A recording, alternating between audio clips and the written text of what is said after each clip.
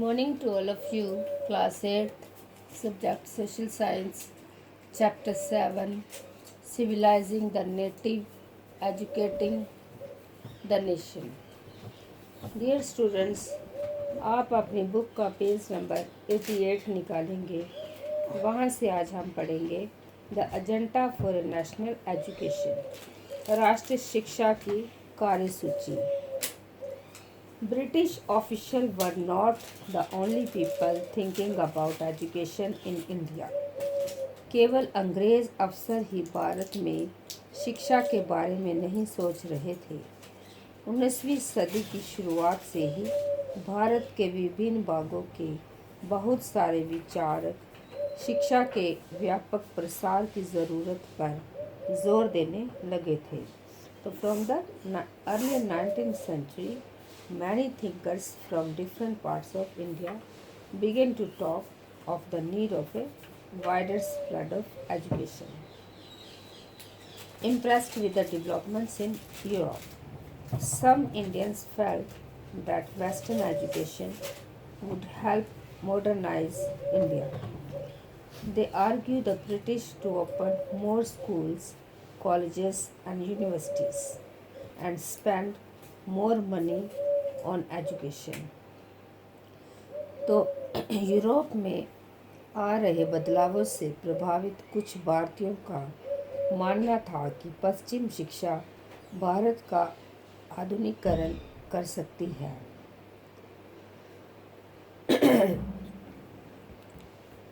In chapter 9, there were other Indians, however, who reacted against Western education.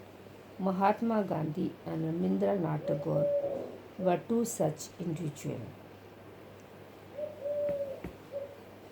तो उन्होंने अंग्रेज़ों से आह्वान किया कि वह नए स्कूल, कॉलेज और विश्वविद्यालय खोले तथा शिक्षा पर ज़्यादा पैसा खर्च करे।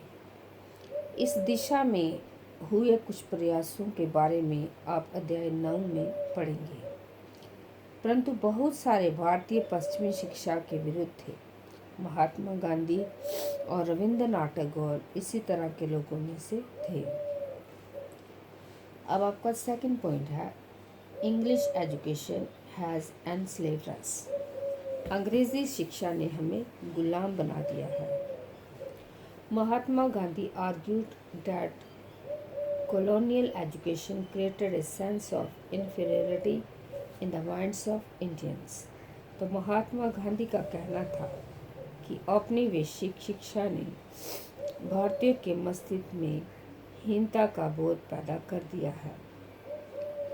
It made them see Western civilization as superior and destroyed the pride they had in their own culture. There was poison in this education, said Mahatma Gandhi. It was sinful.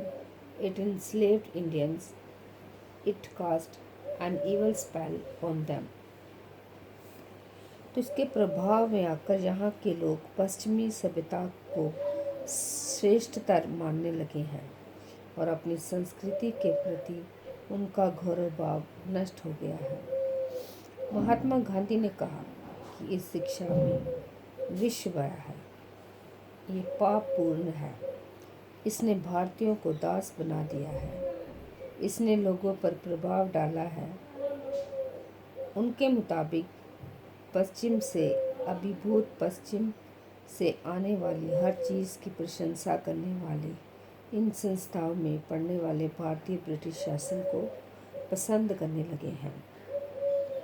It cast an evil spell on them, charmed by the Western appreciating everything that came from the West. Indians' education in this institution began admiring British rule. Mahatma Gandhi wanted an education that could help Indians recover their sense of dignity and self-respect. During the national movement, he argued students to leave educational institutions in order to show to the British that Indians were no longer willing to be enslaved.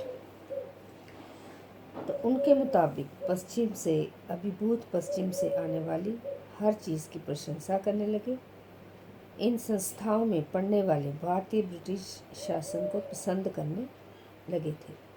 Mahatma Gandhi एक ऐसी शिक्षा के पक्षधर थे जो भारतीयों के भीतर प्रतीक्षा और स्वाभिमान का भाव पुनर्जीवित करे। राष्ट्रीय आंदोलन के दौरान उन्होंने विद्यार्थियों से आह्वान किया कि वे शिक्षा संस्थानों को छोड़ दें और अंग्रेज़ों को बताएं कि अब वह गुलाम बने रहने के लिए तैयार नहीं है।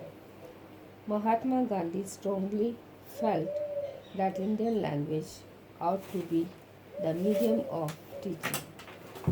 Education in English crippled Indians, distanced them from their own social surroundings, and made them strangers in their own lands.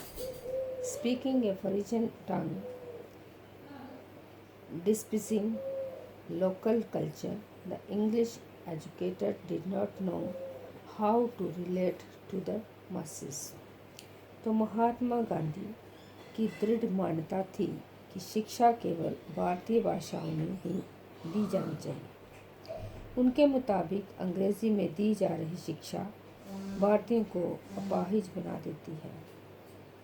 उसने उन्हें अपने सामाजिक परिवेश से काट दिया है और उन्हें अपनी ही भूमि पर अजनबी बना दिया है। उनकी राय में विदेशी भाषा बोलने वाले, स्थानीय संस्कृति से घृणा करने वाले अंग्रेजी शिक्षित भारतीय अपनी जनता से जुड़ने के तौर तरीके भूल चुके थे। Western education, Mahatma Gandhi set, focused on reading and writing rather than oral knowledge. It valued textbooks rather than lived experience and practical knowledge.